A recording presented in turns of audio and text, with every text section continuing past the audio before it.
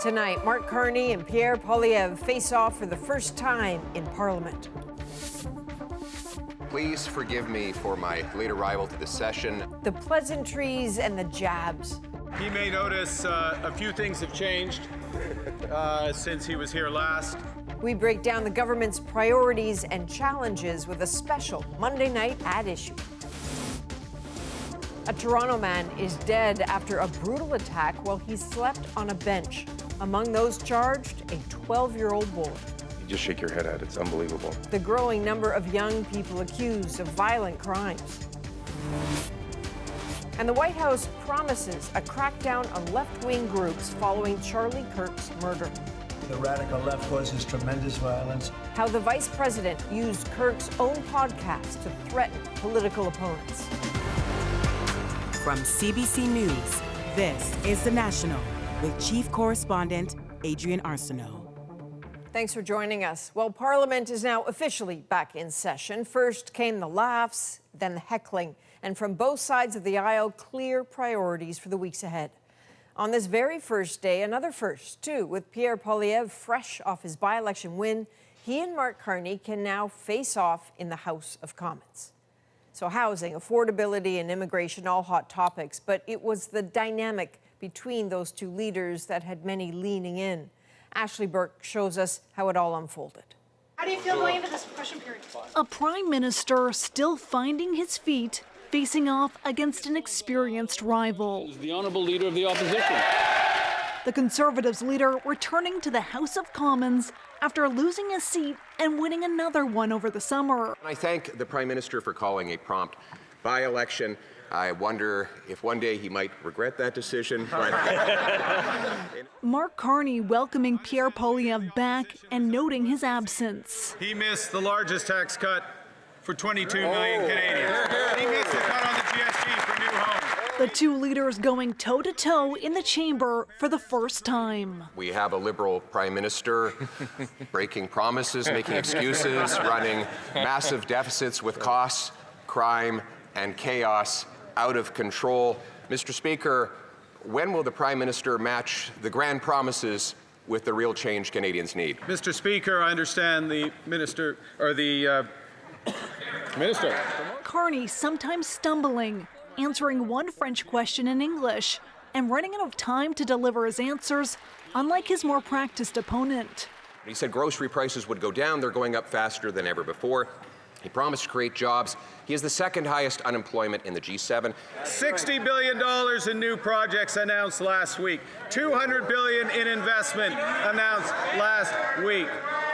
$100 billion in housing investment announced just yesterday.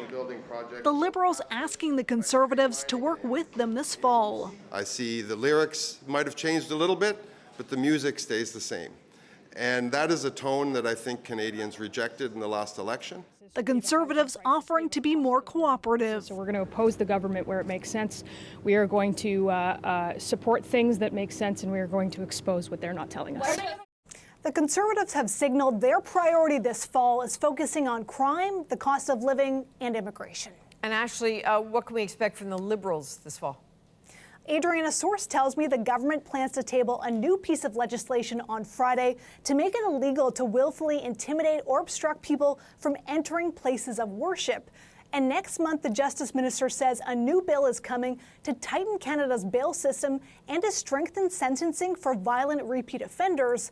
The Conservatives accuse the Liberals of not being tough enough on crime and are pitching their own legislation.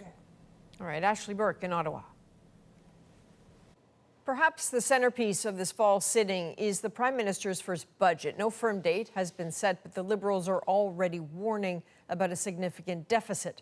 Kate McKenna now with what to expect. Prime Minister Mark Carney has already pledged billions of dollars in new spending. Hello, people of Nepean. For housing, defense, and tariff relief. Soon he'll have to show how he's going to pay for it. Mr. Carney has made it very, very clear that all ministers and all departments must participate in making the government more efficient. There will be a budget in the coming weeks. Expect lots of red ink. And I don't want to characterize the deficit other than what I've already said. It's substantial and needs to be dealt with. That deficit is expected to be bigger than last year's, which was almost $62 billion. So a trivia question. Can the Prime Minister tell us, has there ever been a Prime Minister who has successfully doubled the deficit without even introducing a budget?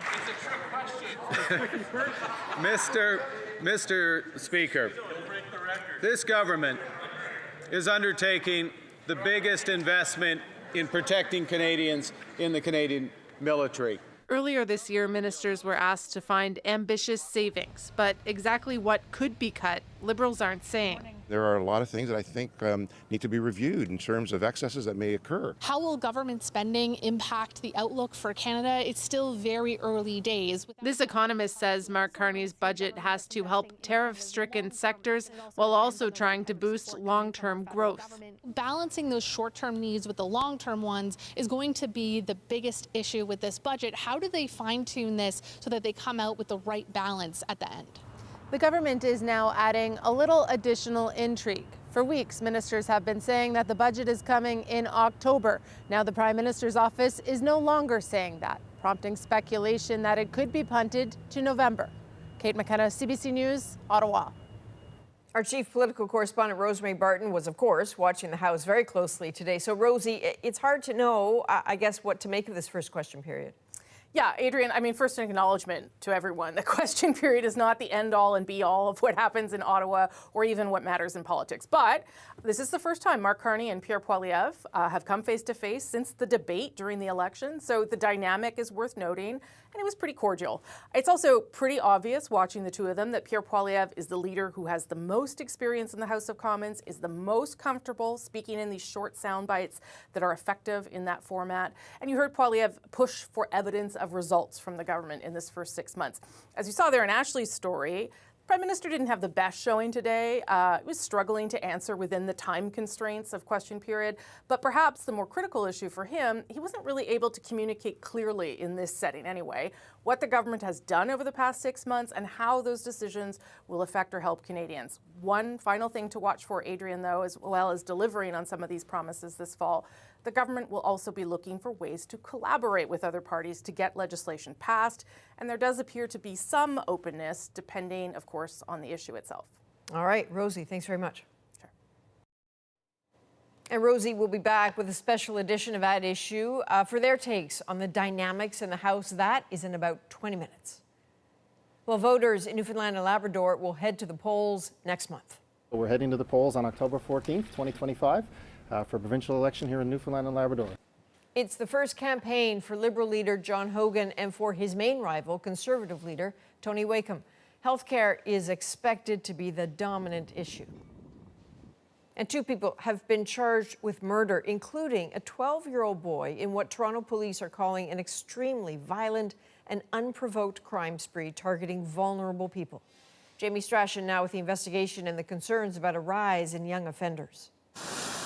Nathan Phillips Square, Yonge and Dundas, Toronto landmarks that police say were scenes of a brutal, unprovoked spree of robberies and assaults that left a 62-year-old man dead. All of these attacks were extremely violent, and they targeted vulnerable members of our city. A 20-year-old man and a 12-year-old boy now facing several charges, including second-degree murder. We've had a number of incidences in the last couple of weeks that you just shake your head at. It's unbelievable. In this case, police say the attack snaked through the city's downtown core in the early hours of August 31st. Unhoused men attacked the man who died assaulted while he slept on a bench steps from City Hall. Unprovoked, they began violently beating this male. Again, one of them was armed with a hammer. The details of this case disturbing on their own, but Toronto police say part of a wider trend of the 31 homicides in the city this year. In a quarter of those cases, the person charged under the age of 18. Just last week, a 16-year-old was arrested in the fatal shooting of an 8-year-old boy who was struck by a stray bullet in bed. The type of youth that we're working with today is not the same youth of yesteryear. Those who work with youth offenders point to the undeniable effect of social media, where you can see something that perhaps would have shocked you, 5-10 years ago even, and now it's kind of like, whatever. I mean, it just kind of seems like everything is a movie, even though it's real life. Also, a pervasive sense of impunity. In this case, both of the accused already on bail from previous charges. When we speak to young people, they are not afraid of consequences. They're definitely not interested in many of the social type of programs. The result? Increasingly violent crimes carried out by increasingly younger offenders. Jamie Strachan, CBC News, Toronto. The Quebec mother who abandoned her toddler along an Ontario highway for days this summer has been found not criminally responsible due to a mental disorder. The Crown says she was experiencing psychotic symptoms. Sarah Levitt shows us the new video shedding light on what happened and how the little girl is doing now. I recognized it. In a newly released police interrogation video, a Quebec mother whose identity is protected by a publication ban says she thought her daughter was possessed. I was terrified. So you stopped the car? I thought that my boss had turned my daughter into the devil. A window into her state of mind on the day she abandoned her 3-year-old daughter on the side of an Ontario highway. That mother now found not criminally responsible. I know this sounds crazy, but it was like she was becoming possessed by a demon. The intensive 3-day search was triggered in June when the mother ran into this store just outside of Montreal, confused and saying her daughter was missing. I left her on the side of the road. Okay. And I went back immediately. And she was gone. Okay.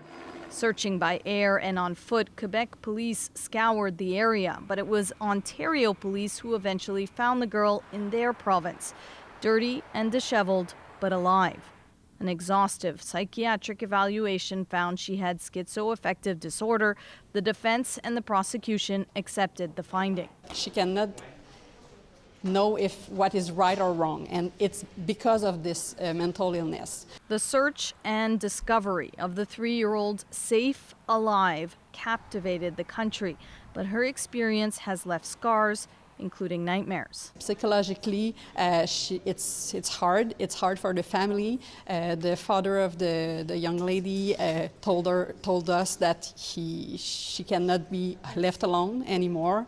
Now, arguments continue in court on the mother's future, to remain at a psychiatric hospital as the prosecution wants, or to be released with or without conditions to try and start life anew. Sarah Levitt, CBC News, Montreal. There's some breaking news out of Toronto tonight. Police say a small plane with 3 people on board made a crash landing in an East End park. We are very, very fortunate that there were no injuries, that it turned out the way it did, because it could have been a lot worse. Incredibly, all 3 people walked away unhurt. It happened near Monarch Park School shortly after 8 p.m. A witness says he saw the plane flying low, then it disappeared from sight, and then there was a loud crash. The plane managed to land near a soccer field while games were ongoing. The field is also located in a dense residential area. In Washington, the Trump administration says it is planning to punish left-wing groups, accusing them of stoking political violence, blaming them for the murder of Charlie Kirk. Katie Simpson shows us the threats broadcast live from the White House. If there was any doubt about Charlie Kirk's connections and power, consider this. Hello, everyone. Vice President J.D. Vance here. A personal tribute to the right-wing activist hosted at the White House. The vice president used Kirk's podcast to share memories and assign blame. Left-wing extremism that has grown up over the last few years, and I believe is part of the reason why Charlie was killed. Kirk's murder prompting broad threats from the Trump administration against perceived political opponents. The radical left causes tremendous violence, and they seem to do it in a bigger way. The president saying investigations into what he calls left-wing groups are now underway. There are these nonprofit entities that organize, as the president mentioned, attacks on ICE officers, attacks on Border Patrol agents, organized doxing campaigns, and the Attorney General is going to find out who is paying for it, and they will now be criminally liable for paying for violence. So far, there's nothing to indicate the suspect, 22-year-old Tyler Robinson, was paid or working with some sort of organization. Kash Patel joins us now. The FBI director says investigators are still working on a motive. He had a text message exchange, he, the suspect, with another individual, in which he claimed that he had an opportunity to take out Charlie Kirk and he was going to do it because of his hatred for what Charlie stood for. What he's done and his legacy will live on. Kirk embraced far-right views, gaining a huge following among younger American voters. Charlie came around at a point in time when a lot of us were afraid to voice our beliefs. Charlie Kirk did not deserve to be assassinated. But there is also growing backlash over Kirk's legacy. His controversial views questioned in a sermon at a prominent Baptist church. I can abhor the violence that took your life, but I don't have to celebrate how you chose to live. Criticism of Kirk is infuriating the MAGA movement. Social media posts deemed insensitive, inflammatory, or anything seen to celebrate his murder. It's being flagged with employers, and there are a handful of cases of people being fired. The vice president encouraged Kirk supporters to keep it up. And Katie, the suspect will be formally charged in court tomorrow. Yeah, we'll learn more about the evidence. FBI director says they also have a DNA match with the suspect on a screwdriver found on the roof of the building where it's believed the fatal shot was fired from, and on a towel wrapped around the suspected murder weapon, a gun found in the woods nearby. All right, so much more to come. Katie Simpson in Washington. Thank you. And Donald Trump says the U.S. has carried out a second lethal strike against another Venezuelan boat that he alleges was carrying drugs. All you have to do is look at the cargo that was like it's spattered all over the ocean. Big bags of cocaine and fentanyl all over the place. Trump said the targets were so-called narco-terrorists who had been positively identified and that 3 people were killed. Venezuela's president has dismissed the drug allegations, saying Trump's real goal is, quote, regime change. Well, CBC News has learned an alleged human smuggler living near Toronto is in custody tonight, awaiting extradition to the U.S. He is accused by India of transporting a family before they froze to death in Manitoba. The co-host of CBC's The Fifth Estate, Stephen D'Souza, has investigated this case and brings us this exclusive update. Indian authorities allege Fennel Patel was a key player in the death of an Indian family attempting to cross illegally into the U.S. Now, after almost 3 years, CBC News has learned he's in custody. This follows a Fifth Estate investigation 2 years ago that drew on sources in India and the U.S. Did you leave them out there to die? In January 2022, Jagdish Patel, his wife Vaishali, 11-year-old daughter Vihangi, and 3-year-old son Dharmik froze to death after smugglers brought them to a remote field in Manitoba in minus 30-degree weather and a blinding snowstorm. Indian police say Fennel Patel was the smuggler who drove them to the border and left them there. But since the family's death, the RCMP would only say their investigation was ongoing. Meanwhile, in the U.S., 2 men were arrested and charged in the family's death. During their trial, a key prosecution witness, a convicted human smuggler, pointed the finger at Fennel Patel, saying he was the one responsible for transporting the family in Canada. But despite these new revelations, Fennel Patel continued to move about freely, even appearing at a restaurant opening with the mayor of Vaughan, a city north of Toronto. He was taken into custody around September 3rd at the request of American officials. This immigration lawyer says because the smuggling ring is in the U.S., where they've already convicted 2 people, it would make sense to extradite Patel. I think there were witnesses that testified at that trial. So all the resources are there. The United States is a receiving country, and there's a really easy extradition treaty between the United States. The Canadian Justice Department confirmed to CBC News that the U.S. requested Patel be taken into custody, but they said any more details about the extradition request are confidential. U.S. justice officials declined to comment on the arrest. Stephen D'Souza, CBC News, Toronto. A debate over immigration policy is raging in the UK. There is a degree of racism underpinning this. Why it's heating up again and the politics behind it next. Plus, a sweeping Emmy success for Seth Rogen. I've never won anything in my life. Why the Apple TV show The Studio is uniquely Canadian. And later, screams from a farm that led to police calls. Somebody from Etna Village called in a report of a woman screaming for help. The goat that had almost everyone fooled. We're back in 2.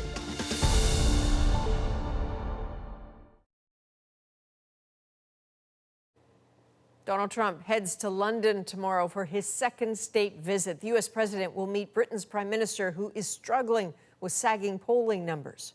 Chris Brown explains how a rise in anti-immigration sentiment in the UK is changing the political climate. There's a new battle on the streets of Britain, fought with flags and calls for deportations and fear-mongering about immigrants. It is a problem because we don't know who they are, we don't know the past criminal record, we don't know the past history, and they're committing some heinous crimes. This London rally over the weekend, led by the far-right Tommy Robinson, drew up to 150,000 people. Driving the anger is the ongoing illegal arrival of migrants across the Channel. The £2 billion it costs a year to house asylum seekers in neighborhood hotels while they're banned from working has fueled the backlash. They walk around in gangs, you're not safe because you're usually on your own, but they're always in groups of at least 5. The anger isn't only directed at asylum seekers, it's at people who've come here illegally too. The perception of weak borders helped propel the United Kingdom out of the European Union. But 4 years after Brexit, legal immigration has soared. On average, the UK netted roughly 250,000 immigrants a year prior to Brexit. But by 2023, in a post-COVID push to stimulate the economy, the Conservatives let the number soar to over 906,000. Reform UK and its leader Nigel Farage have capitalized on the discord by pushing mass deportations and is surging in the polls. Britain's Labour government has tightened rules, especially for students and healthcare workers, and vows to do more. There is a degree of racism underpinning this. This professor says immigration numbers are falling quickly to more traditional levels. It's all mixed up. All of our social and economic problems are blamed by some people on, the migrants in the country. The worry from the business community is that the economic impact of cutting skilled immigrants could be bad for the UK if the government tries too hard to appease the critical voices. Chris Brown, CBC News, London. As Russia's war on Ukraine drags on, the staggering human cost is coming into focus. The hardest part is when you do not have time to hug a mother who has just recognized her son. Briar Stewart shows us the agonizing work of a forensic team trying to identify the dead and the families searching for answers. And after the break, Rosie's here with that issue. Hey, Adrienne, tonight we're obviously going to talk about the return of Parliament and that first question period between Mark Carney and Pierre Poilievre. Mr. Speaker, this government has been absolutely focused on improving affordability for Canadians. In the spirit of nonpartisanship, we are simply going to hold this Prime Minister to his own promises. So what's to be made of that? What challenges are the Liberals going to face in terms of passing legislation and everything else? Chantal, Althea, and Andrew join me to talk about that and more.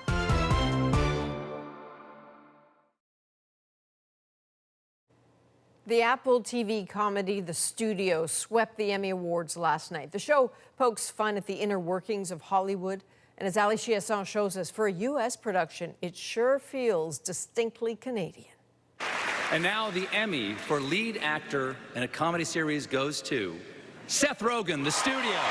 Vancouver's own Seth Rogen won 4 Emmys. Not bad for a first-time winner. I've never won anything in my life. This is going to be perfect. Rogen's Apple TV show, The Studio, is a satire on the Hollywood movie-making business. It broke the record for most Emmys won by a comedy in its first season, taking home 13 of them. It brought me back to the night where we won. In 2020, it was Schitt's Creek taking home the same trophies, but that was as CanCon as it comes. Sound speed. So is it still a win for Canada, even if the show is technically an American production? There's math to determine if something's Canadian or not.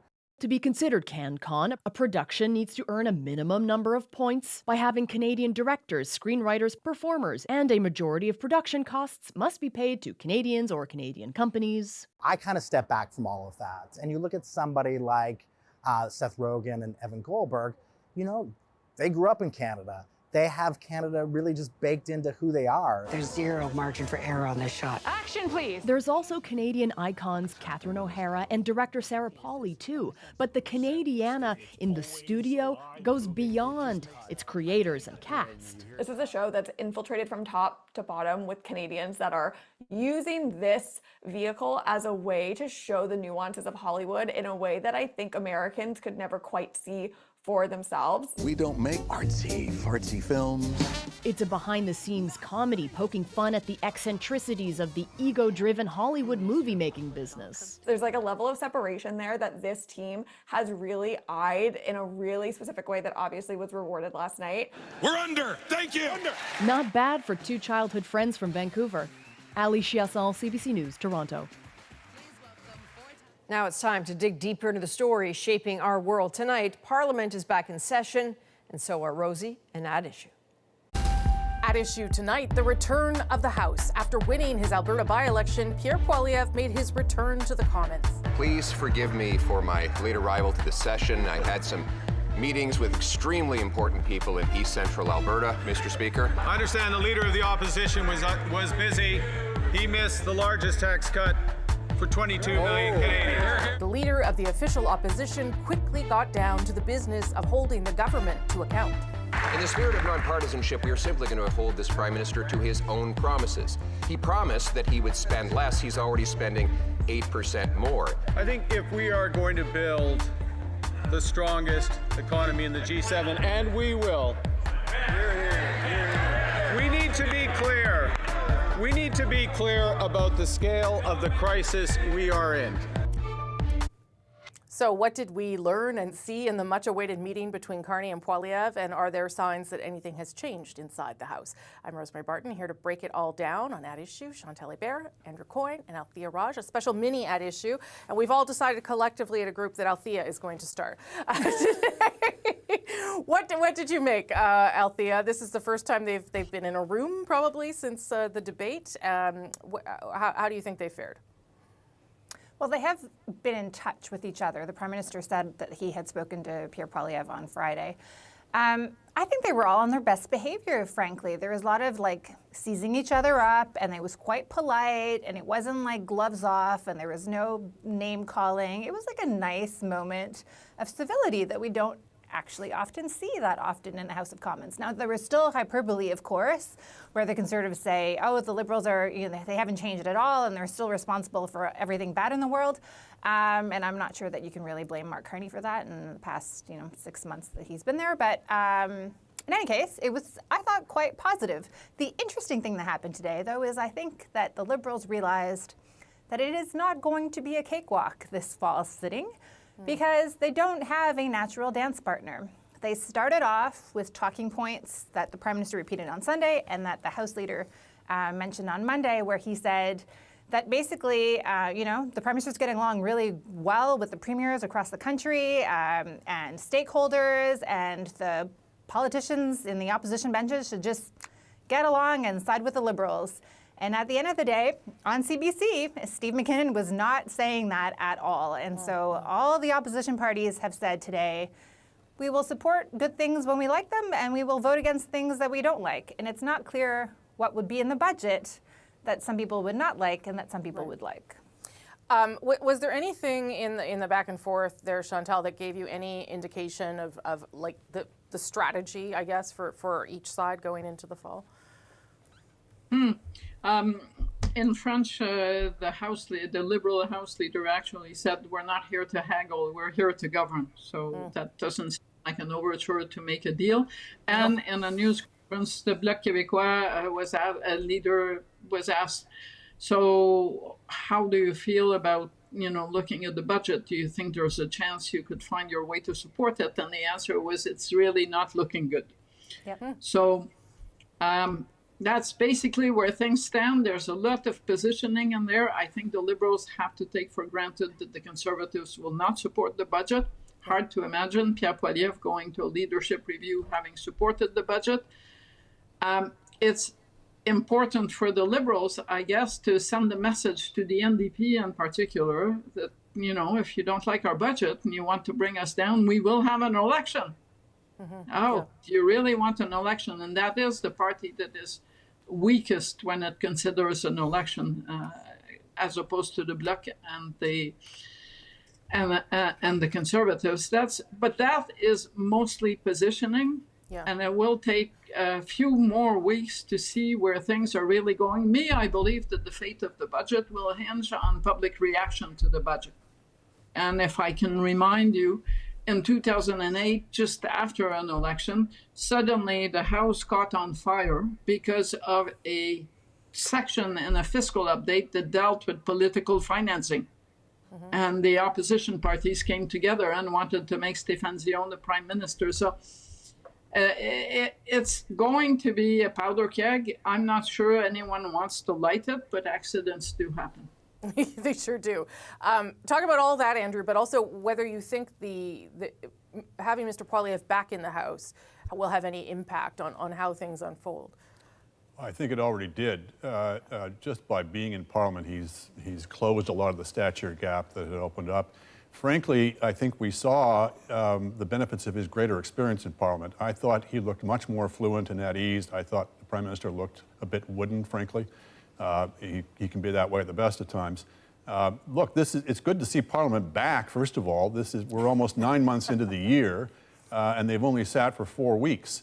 So the long free ride that the government has had is mercifully at an end. And I think it showed. They looked a bit rusty on the issue of immigration in particular. I think the Minister, Lina Diab, looked not a particularly strong communicator, looked very uncomfortable on the file, had to be rescued on a couple of occasions by another minister. So that's, frankly, it's good to see a government having to scramble a bit and not being able just to take for granted where it's at. I'll put one straw in the wind. I don't know if this is going to turn out to be true or not. I thought, looking at the Conservative attacks and who was coming from where, we may be seeing the end of this bizarre period where Pierre Poilievre was basically his own attack dog. I thought you saw a bit more of a traditional lineup there where he was a bit more statesmanlike, or as close as he gets to that, and leaving the red meat to some of his critics to really go after on immigration, for example. So we'll see whether that thesis holds up. The last point I'll make is, I think what a lot of my colleagues were describing was a traditional minority government. You know, we kind of got used to this idea of, oh, it's a coalition or a semi-coalition. Now it's going to be where the government has to find support where it can find it. They only need 3 votes to pass the legislation. So and I don't think the NDP wants to vote in an election anytime soon. So I'll repeat my skepticism that all of this snorting about we're going to vote down the budget and we're going to have an election will actually pan out.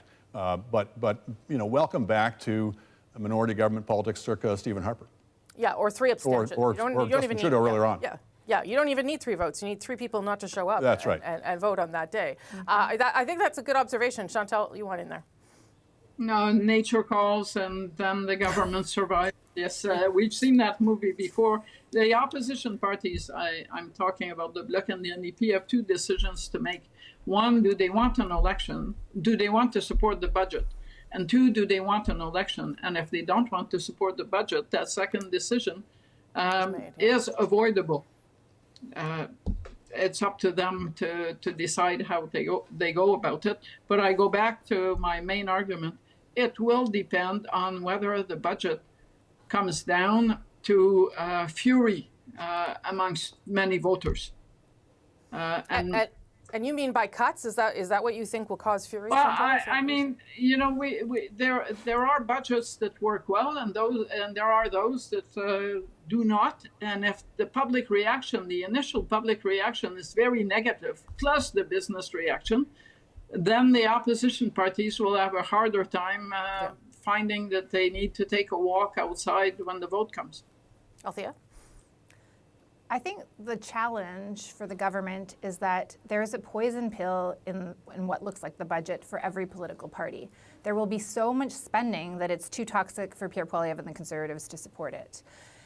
It goes against likely. Like the government at the time will not have a comprehensive climate plan the way that we thought Mark Carney was going to release one back in January of 2025. There will be cuts. So will the NDP believe that it can get away with supporting this? Will the Bloc Québécois believe that it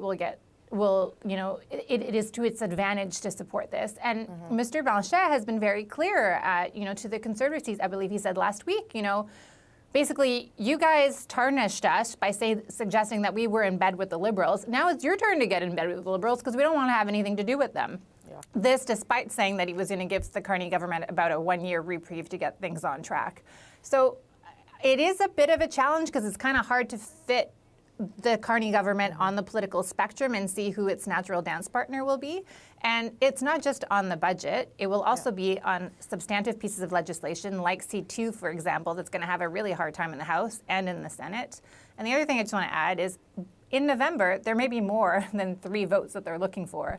There may be some people in the Liberal backbench that decide that they want to contest for the Ontario Liberal leadership. Yes, sure. There may be resignations. There may be diplomatic posts that send some other Liberal packing. So the numbers may not look quite the same in a few months. 30 seconds or so to you, Andrew. Well, we shall see what the numbers will do. All I will say is the turkeys are not going to vote for an early Christmas. If the NDP is in the same shape that they're at now, come the budget time, which I suspect it will be, they will find a reason. And my colleagues lay out a lovely scenario where parties are so offended in principle that they can't possibly vote for the budget. They've done that in the past. They've swallowed themselves whole. They'll do it again if they have to. It'll depend, as Chantal says, or a variant of that, it'll depend on where they're at in the polls. Okay, and we will see how things change between now and Thursday, because you got to come back on Thursday. Thank you all for that. I appreciate it. Now it's back to Adrienne in Toronto. Thanks, Rosie. Now to a story of the hardest of homecomings as the remains of Ukrainian soldiers are brought in from the battlefield. Every day, more vehicles come carrying body bags, and identifying the dead is grim, painstaking work. The toll on loved ones and on the doctors whose work never ends.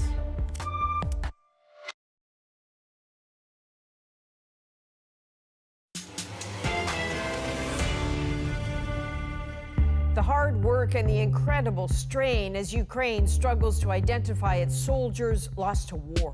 What goes through your mind when you realize that you may never be able to identify them? Loved ones looking for answers and dreading what they'll find as the bodies keep coming. Briar Stewart takes us inside one of the centers where doctors carry out a terrible but necessary task, and a warning: you will see images of human remains. In this story, they are essential.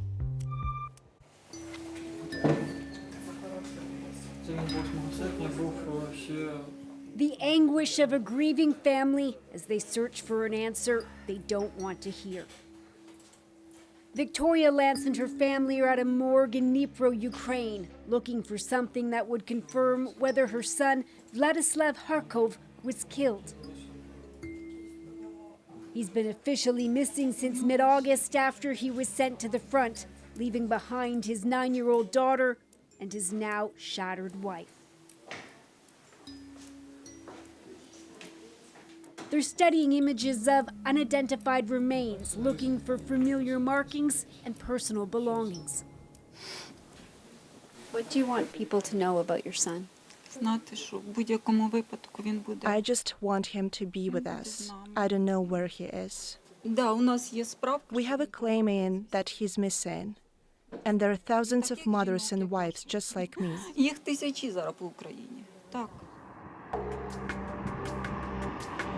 Her 31-year-old son worked as a contractor in a village in central Ukraine. That was until he was conscripted after being stopped by officers at this train station.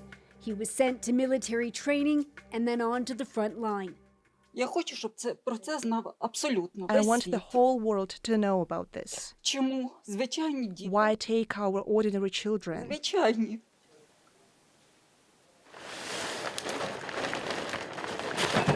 It's not clear how many Ukrainian soldiers have been killed in Russia's full-scale invasion, but the toll is horrific.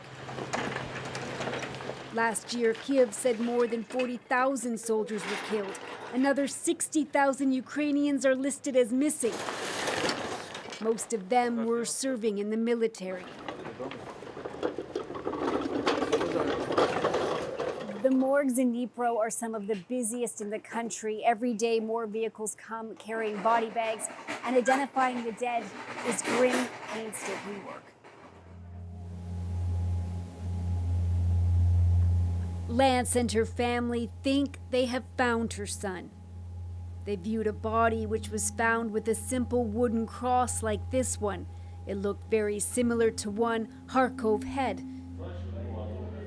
But the remains were so badly damaged that the family needs to take a DNA test to be sure. In other cases, there's very little left to analyze. Forensic investigators received this shipment from the Donetsk region. They're piecing together bone fragments, trying to determine how many people these bones belong to, their age, and how they were killed. What's the hardest part of your job? The hardest part is when you do not have time to hug a mother who has just recognized her son. That's the scariest thing when I see kids running around here. These kids will never see their dads again. This is the most terrible war. In June, Russia and Ukraine agreed to each repatriate up to 6,000 remains. It was one of the only agreements to come out of the floundering negotiations. Russia has said very little about the bodies it's received, but in Ukraine, bodies were returned by the trainload. There's so much work that Valery Viyun is now sleeping at the hospital. At night, he lies awake and hears the hum of the refrigerated trucks and the cries of families once they see the remains of their loved ones. What goes through your mind when you realize that you may never be able to identify them? Everyone has the right to a decent life, and everyone has the right to a dignified death. We don't want to allow a person to be buried without his name. But many are. This is a new section of a cemetery in Dnipro. All these wooden crosses read, "Here lies a soldier who's been temporarily unidentified." They bury the bodies because there's not enough room in the morgue. Others sit in cold storage because even though investigators have made a positive identification, some families just don't want to accept it. They just don't want to believe that they will never see their child again. They want to believe he's in captivity.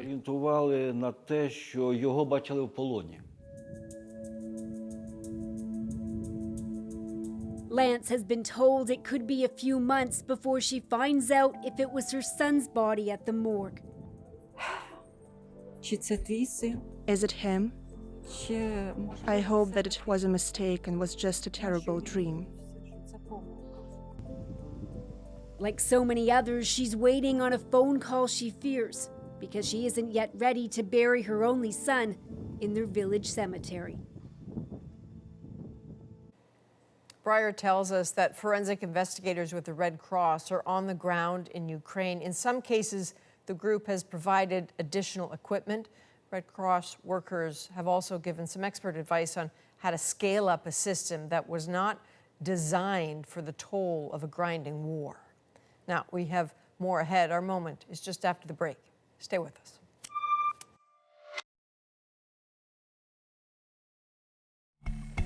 This goat of the goats is Simon, a one-year-old Nigerian dwarf goat. Now, Simon lives on a farm in Maine, and what you should probably know about him is that he's a screamer. Seriously, this goat yells. Recently, a very freaked out neighbor called police thinking someone was in real distress. Tonight, the real and very noisy culprit makes our moment.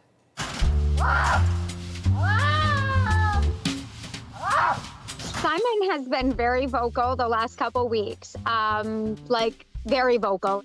His scream could be like Steve Carell. Sometimes can only imagine what the neighbors think. Somebody called in a report of a woman screaming for help. There was a sheriff patrolling the railroad tracks. and he pinpointed it coming from our house. Had to go and bring him out around the house to the barn. Simon was still full throttle, like screaming, so he got a call and he goes, yeah, it's a goat. Simon is the sweetest, most lovable goat. He's a Nigerian dwarf. We have 8 goats total. 2 of them are like big goats, and they're very quiet. They barely make any noise at all. So to bring Simon in and have such a loud vocal goat is definitely different. But he's great. He's a good boy. You know, on the one hand, I want to say Simon, like gear down, big rig. On the other, you know, who doesn't want to scream every now and then? I got to say, one good thing, that the person who called police sort of apologized and said, look, I'm new to the area. I just wanted to make sure no one was getting hurt. So good neighbors, paying attention. From all of us at The National, thank you for being with us. I'm Adrienne Arsenault. Take care.